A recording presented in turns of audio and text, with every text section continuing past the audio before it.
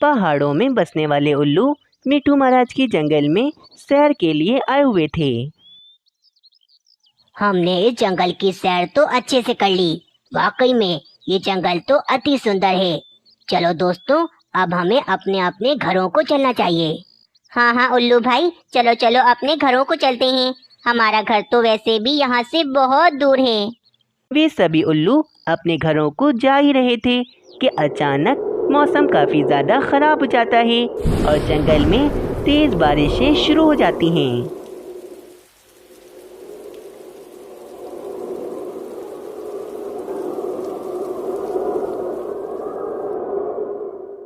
कितना अजीब जंगल है। अभी तो कितना अच्छा मौसम था और ये अचानक बारिशें शुरू हो गईं। अब हम अपने घरों को कैसे जाएंगे? उल्लू भाई, अब तो अंधेरा भी होने वाला है। हमारा घर तो यहाँ से बहुत दूर है। हम इतनी तेज बारिश में अपने घरों को नहीं जा सकते अब। मैं तो कहता हूँ हम सभी उल्लू आज की रात इसी जंगल में ही गुजारते हैं, क्योंकि अपने घरों को जाना अभी बहुत मुश्किल है। मैंने सुना है उल्लू भाई कि ये जंगल के पक्षी हम उल्लुओं को बिल्कुल भी पसंद नहीं करते। अगर हम पक्षियों से मदद मांगेंगे तो वे हमारी बिल्कुल भी मदद नहीं करेंगे। तुम ठीक कह रहे हो, पर मेरे पास एक बढ़िया उपाय है जिससे हम पक्षियों के घरों में आज की रात गुजार सकते हैं। वे उल्लू अपना उपाय बाकी सभी उल्लुओं को बताता है। उपाय के मुताबिक वे उल्लू चिट्ठियाँ लिखकर पक्षियों के घरों में डाल देते हैं। अरे, ये इतनी तेज बारिश में मेरे घर पर ये चिट्ठी कौन डाल गया? जरा पढ़ के तो देखूं कि क्या लिखा है इसमें। मीनू चिड़िया उस चिट्ठी को पढ़ने लगती है। बड़े आम के पेड़ के पास मिट्ठू महाराज ने सब पक्षियों को बुलाया है। अरे बाप रे, ये मिट्ठू महाराज ने इतनी तेज बारिश में हम सब पक्षियों को बड़े आम के पेड़ के पास क्यों बुलाया है? आखिर क्या बात होगी? ऐसी ही चिट्ठी बाकी और पक्षी भी पढ़ते हैं और उल्लुओं के उपाय के मुताबिक जंगल के सारे पक्षी बड़े आम के पेड़ के पास आ जाते हैं। बस इसी बात का फायदा उठाकर वे सारे उल्लू एक एक करके पक्षियों के सारे घरों में घुस जाते हैं और उन घरों को अंदर से बंद कर लेते हैं। जिसने हमें यहाँ बुलाया है वो तो है ही नहीं यहाँ। ना जाने मिट्ठू महाराज ने इतनी तेज बारिश में हम सब पक्षियों को यहाँ क्यों बुलाया है और हमें बुलाकर कहाँ चले गए वो। मुझे तो लगता है कि किसी पक्षी ने हमारे साथ ये गंदा मजाक किया है। चलो चलो पक्षियों, हम सब अपने अपने घरों को वापस चलते हैं। सारे पक्षी इसे मजाक समझकर अपने अपने घरों को वापस जाते हैं, पर उन्हें क्या पता था कि उनके घर तो अंदर से बंद हो चुके हैं और उनके घरों में उल्लुओं ने कब्जा कर लिया है। हाय रे, कौन घुस गया मेरे घर में? खोलो दरवाजा, कौन है अंदर? जल्दी खोलो दरवाजा। चिड़िया, मैं नहीं खोलूंगा दरवाजा, चली जाओ यहाँ से। दरवाजा बजा बजा कर मुझे परेशान मत करो। ये मेरा घर है उल्लू, तुम मेरे घर में ऐसे कैसे घुस सकते हो? खोलो दरवाजा, निकलो मेरे घर से। चलो चलो निकलो यहाँ से, बोला ना एक बार, मुझे परेशान मत करो। बारिश तक तो ये घर मेरा ही है। कालू कौवे के घर में भी एक उल्लू ने कब्जा कर लिया था। दुष्ट उल्लू, निकलो मेरे घर से, बाहर निकलो, वरना मुझसे बुरा कोई नहीं होगा। कौवे, तुम बस बोल सकते हो, पर इस घर के अंदर नहीं आ सकते, क्योंकि घर का दरवाजा तो अंदर से मैंने बंद कर दिया है। नहाओ नहाओ और नहाओ, क्योंकि ठंडे ठंडे पानी में नहाकर बहुत ज्यादा मजा आता है। बेचारे जंगल के काफी सारे पक्षी ऐसे ही बारिश में बैठे भीग रहे थे। अच्छा नहीं किया हमारे साथ उल्लुओं ने, हमसे झूठ बोलकर हमारे घरों पर कब्जा कर लिया। मैंने तो बस सोच लिया है, एक बार ये उल्लू हमारे घर का दरवाजा खोलें, फिर देखो इन उल्लुओं को मार मार कर इनकी चटनी बना दूंगा मैं। कालू कौवे, ये वह गुस्सा करने का नहीं, बल्कि हमें सोचना चाहिए कि हम बारिश के इस ठंडे पानी से कैसे बचें। चलो मीनू चिड़िया, हम जाकर सारे पक्षी इस पेड़ के नीचे बैठ जाते हैं। कम से कम पेड़ के नीचे बारिश का पानी तो नहीं आएगा। वे सारे पक्षी बारिश से बचने के लिए उस पेड़ के नीचे आकर बैठ जाते हैं और सारी रात वहीं पर बैठकर अपनी रात गुजारते हैं। और वहीं वे उल्लू तो बिना किसी चिंता के पक्षियों के घरों में आराम से सो रहे थे।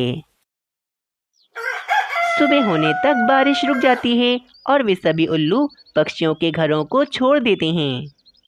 चलो चलो, हम फौरन से इस जंगल को छोड़कर चले जाते हैं। कहीं पक्षियों ने हमें पकड़ लिया तो हमारी खैर नहीं फिर। नहीं नहीं, तुम डरो मत, ये पक्षी हमारा कुछ नहीं बिगाड़ सकते।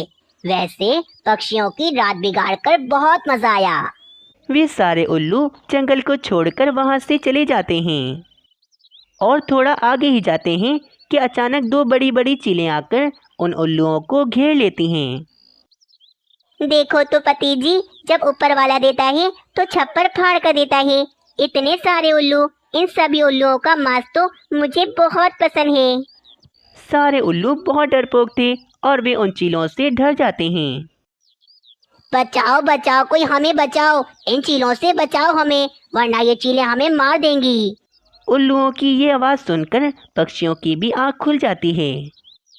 पक्षियों, लगता है कोई पक्षी मुश्किल में है, चलो मेरे साथ, हमें उसकी मदद करनी चाहिए। सारे पक्षी आवाज़ सुनकर उन उल्लुओं के पास जाते हैं।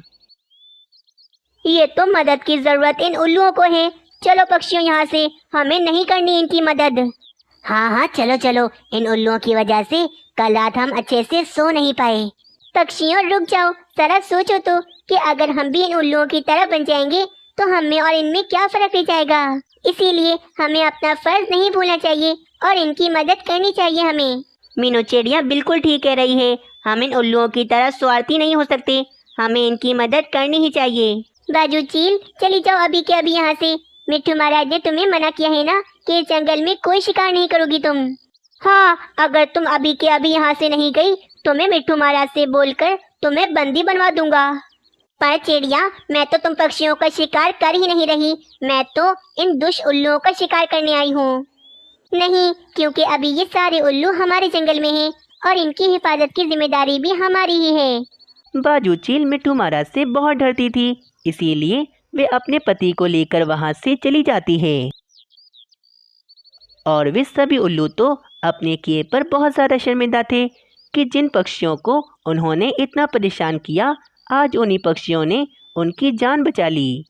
हमें माफ़ कर दो, हमें माफ़ कर दो पक्षियों, हमने तुम्हारे साथ बहुत गलत किया, पर तुम पक्षियों ने तो हमारी फिर भी जान बचा ली। मैं गलत था, मैं सोचता था कि तुम पक्षी हमें बिल्कुल भी पसंद नहीं करते, पर आज तुम पक्षियों ने हमारी जान बचाकर ये साबित कर दिया है कि वाकई में पक्षी बहुत अच्छे होते हैं।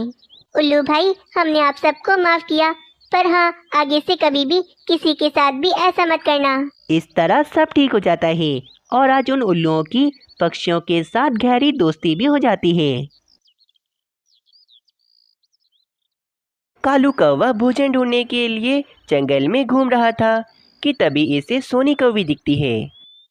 सोनी बहन, क्या बात है, आप यहाँ इतनी धूप में क्यों बैठी हो, कोई परेशानी है क्या? कुछ नहीं कालू भाई, मैं ठीक हूँ। सोनी बहन, माना कि मैं तुम्हारा सगा भाई नहीं, परंतु मैं तुम्हें अपनी बहनों की तरह समझता हूँ। बताओ बताओ, आखिर क्या बात है? कालू भाई, मेरे पति मुझे हर रोज जहाज न लाने पर बातें सुनाते हैं और मुझे बिल्कुल भी पसंद नहीं करते। पता है आपको, आज उन्होंने मुझे बहुत मारा और मुझे अपने घर से भी निकाल दिया। और तो और वो अपनी दूसरी शादी के लिए कोई कवि भी ढूंढ रहे हैं जंगल में। क्या कौवे भाई ऐसा कैसे कर सकते हैं? रानी कवि का भाई होने की वजह से मैं उन्हें बहुत ज़्यादा अच्छा समझता था। चलो सोनी, तुम मेरे साथ चलो, मैं अभी जाकर कौवे भाई से बात करता हूँ। फिर कालू कौवा सोनी कौवी को उसके पति के पास लेकर जाता है। कौवे भाई, मुझे आपसे ये उम्मीद नहीं थी, आपने सोनी कौवी को सिर्फ एक जहर न लाने पर अपने घर से ही निकाल दिया। देखो भाई कालू कौवे, तुम हमारे बीच में ना ही आओ तो ही बेहतर है, और वैसे भी इसको तो मैं जानता हूँ, ये हर जगह जाकर सिर्फ मेरी बुराइयां ही करती है। मुझे ये कौवी बिल्कुल पसंद नहीं। मैं तो अब अपनी दूसरी शादी करूँगा, और वो भी किसी अमीर कौवी से। कौवे जी, ऐसा ना करें मेरे साथ, मैं आपकी पत्नी हूँ, आप मेरे साथ बहुत बुरा कर रहे हैं। जाओ जाओ, मेरी पत्नी नहीं हो तुम, निकल जाओ मेरे घर से और दोबारा मत आना यहाँ पर। फिर कालू कौवा गुस्से में सोनी कौवी को लेकर वहाँ से चला जाता है। कालू भाई, मैं इस तरह अकेली नहीं रह सकती, कौवे जी ने तो मेरे साथ बहुत बुरा किया। सोनी बहन, अब कौवे भाई को सबक सिखाने का एक ही रास्ता है, तुम मेरा उपाय सुनो। फिर कालू कौवा अपना उपाय सोनी कौवी को बताता है। सोनी बहन, इस उपाय से कौवे भाई तुम्हारा दर्द समझेंगे और वे कभी भी दूसरी शादी नहीं करेंगे। बस फिर कालू कौवा सोनी कौवी को अपने घर में ले आता है। रानी, ये तुम्हारी भाभी सोनी कौवी आज से हमारे घर में ही रहेंगी। क्यों कालू जी, ऐसा क्यों? और भाई कहाँ हैं? रानी कवि, तुम्हारे भाई ने जहेज न लाने की वजह से मुझे अपने घर से ही निकाल दिया और मुझसे कह रहे हैं कि वे दूसरी शादी कर लेंगे। हाँ रानी, और देखो तो तुम्हारे भाई ने सोनी कवि को बहुत मारा है। क्या भाई ऐसा कैसे कर सकते हैं? मैंने तो कभी नहीं सोचा था कि भाई ऐसे होंगे। रानी, तुम भी जहेज में कुछ नहीं लाई थी। जाओ अब तुम भी जहेज लेकर आओ, वरना मैं भी तुम्हें अपने घर से निकाल दूंगा। कालू जी, मैं कैसे लेकर आऊंगी जहेज? आइंदा आप ये बात मत कीजिएगा। अगला दिन आ जाता है। कालू कौवा सोनी कौवी के साथ भोजन कर रहा था।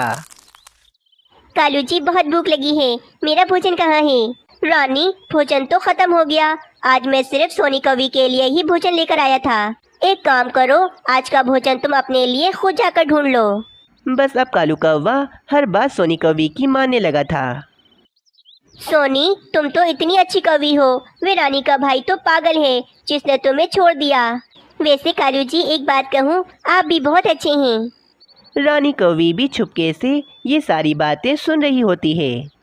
हाय रे, ये नासपीटी कवि मेरे कालू जी को कालू जी कह रही है। ये मैं क्या देख रही हूँ? सोनी, ये देखो, मैं तुम्हारे लिए रानी कवि से छुपकर हीरो का हार लेकर आया हूँ। हीरो का हार? अरे वाह कालू जी, आप तो बहुत अच्छे हैं। अरे बाप रे, हीरो का हार! और मुझसे कहते हैं कालू जी कि उनके पास पैसे ही नहीं हैं। फिर रानी कौवी फौरन से कालू कौवे के पास आती है। कालू जी, ये आप क्या कर रहे हैं? मेरे लिए तो आपके पास पैसे नहीं हैं और सोनी कवि को आप हीरो का हार दे रहे हैं। रानी, तुम चुप करो और जाओ यहाँ से। मैं आपकी पत्नी हूँ और ये हीरो का हार आपको मुझे देना चाहिए। रानी, तुम और तुम्हारा भाई हमेशा पैसों की ही लालच में रहना, कभी दूसरों का दुख न समझना। मैं तुमसे बहुत ज़्यादा परेशान आ गया हूँ रानी कवि। तुम तो भोजन भी अच्छा नहीं बनाती, जबकि सोनी कवि तो सुंदर है और साथ ही साथ बहुत ज़्यादा मज़े का भोजन भी बनाती है ये। वैसे कालू जी, अब मैं चाहती हूँ कि मैं दूसरी शादी कर लूँ। नाच पीटी कवि, अब बातों बातों में मेरे पति को फंसा रही हो ताकि वे तुमसे दूसरी शादी कर लें। अब बस बहुत हो गया, अब से तुम मेरे घर में नहीं रहोगी। फिर कालू कौवा गुस्से में रानी कौवी को जोरदार चमाट मारता है। ये क्या हो गया आपको कालू जी? जरूर आप मेरे भाई का बदला मुझसे ले रहे हैं। फिर रानी कौवी उदास होकर अपने भाई के पास चली जाती है। रानी कौवी आकर अपने भाई को सारी बात बताती है। क्या उस कालू कौवे ने तुम्हें चमाट मारा? मैं उसे नहीं छोड़ूंगा। ये सब आपकी वजह से हुआ है भाई, आपकी दूसरी शादी करने की वजह से। अब कालू जी भी दूसरी शादी का सोच रहे हैं, और वो भी सोनी कवि से। तुम चिंता मत करो रानी, मैं ऐसा कभी होने नहीं दूंगा। वहीं दूसरी तरफ सोनी कवि बहुत परेशान थी। कालू भाई, आपने रानी कवि को मारना नहीं था, बेचारी कितनी ज्यादा उदास होके गई है यहाँ से। मैं तो कहती हूँ कि हमें रानी कवि को सारी बात बता देनी चाहिए कि हम ये सिर्फ एक ड्रामा कर रहे हैं। नहीं सोनी बहन, हम रानी कवि को ये बात नहीं बता सकते, वरना गड़बड़ हो जाएगी। बस तभी वहाँ पर मीनू चिड़िया आ जाती है। अरे अरे कालू कवि, तुम यहाँ बैठी हो और तुम्हारे घर में रानी कवि और उसका भाई तुम्हें जोर जोर से गुस्से में बुला रहे हैं। मीनू चिड़िया, क्या तुम मेरी मदद करोगी? कैसी मदद कालू कवि? तुम्हें कैसी मदद चाहिए मुझसे? फिर कालू कौवा मीनू चिड़िया को सारी बात बताता है। बहुत अच्छा उपाय सोचा है तुमने कालू कवि। मैं तो कहती हूँ कि तुम आज ही सोनी कवि से शादी कर लो। हाँ मीनू चिड़िया, तुम जाकर रानी कवि के भाई को बताओ कि कालू कौवा दूसरी शादी कर रहा है। जब तक मैं सारी तैयारियां करता हूँ। फिर मीनू चिड़िया रानी कवि के भाई के पास जाती है। कौवे भाई, रानी कवि गजब हो गया। कालू कौवा तो सोनी कवि से आज ही दूसरी शादी कर रहा है। आप दोनों फौरन चले मेरे साथ, मैं आपको अभी दिखाती हूँ। बस कौवा और रानी कौवी जल्दी जल्दी मीनू चिड़िया के साथ जाते हैं। वहीं अब कालू कौवा और सोनी कौवी दुल्हा और दुल्हन की तरह बिल्कुल तैयार हो जाते हैं। रुक जाओ कालू कौवे, ये शादी कभी नहीं हो सकती। देखो तो मेरी बहन कितनी ज्यादा परेशान है। कालू जी, ऐसा मत करें, आपने तो कहा था ना मुझसे कि आप मुझे कभी नहीं छोड़ेंगे। रानी, जैसी करनी वैसी भरनी। तुम्हारे भाई ने भी तो इस सोनी कवि को छोड़ा है ना, तो ये भी तो किसी की बहन है। अपनी बहन की कितनी परवाह है इसे, और दूसरों की बहनों की नहीं। इसीलिए अब मैंने सोच लिया है कि मैं सोनी कवि से शादी करके इसे अपने घर में रखूंगा। भाई, ये आपने मेरे साथ क्या किया? अब आपकी गलती की सजा मुझे मिल रही है। रानी कौवे का भाई कालू कौवे की बात सुनकर काफी ज्यादा शर्मिंदा होता है। कालू कौवे, रानी कौवी मेरी बहन है, इसीलिए इसका दुख मुझसे देखा नहीं जा रहा। ये जहेज नहीं लाई तो इसमें इसकी क्या गलती है? मेरे ही पास पैसे नहीं थे। अब बस तुम इसे अपने घर से मत निकालो और दूसरी शादी भी मत करो। कौवे जी, आपने मेरे साथ भी तो ऐसा ही किया था। आपको मेरा दुख नजर नहीं आया? मुझे माफ कर दो सोनी कौवी, मुझे एहसास हो गया है और मैं जान गया हूँ कि अगर आज मैं किसी की बहन के साथ गलत करूँगा तो कल को मेरी बहन के साथ भी गलत ही होगा। सोनी कौवी, तुम वापस आ जाओ मेरे घर में और कालू कौवे से शादी ना करो।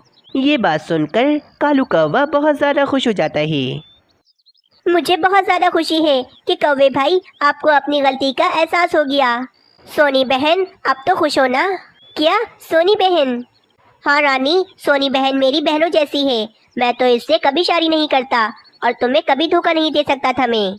ये तो बस एक नाटक था ताकि हम कौवे भाई को सबक सिखा सकें।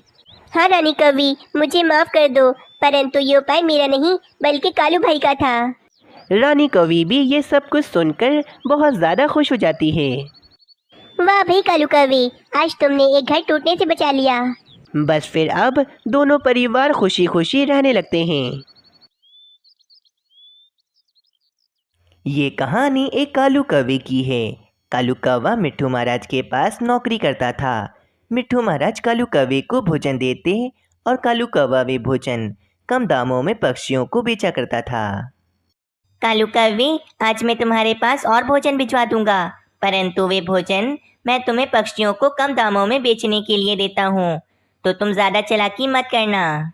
अरे मिट्ठू महाराज, आप बिल्कुल बेफिक्र हो जाएं, आपको कोई भी शिकायत का मौका नहीं मिलेगा। बस फिर ये कहकर कालू कौवा अपनी दुकान पर चला जाता है। अरे पक्षियों, ले जाओ भाई ले जाओ, कम दामों में भोजन ले जाओ। फिर मीनू चिड़िया कालू कौवे की दुकान पर आती है।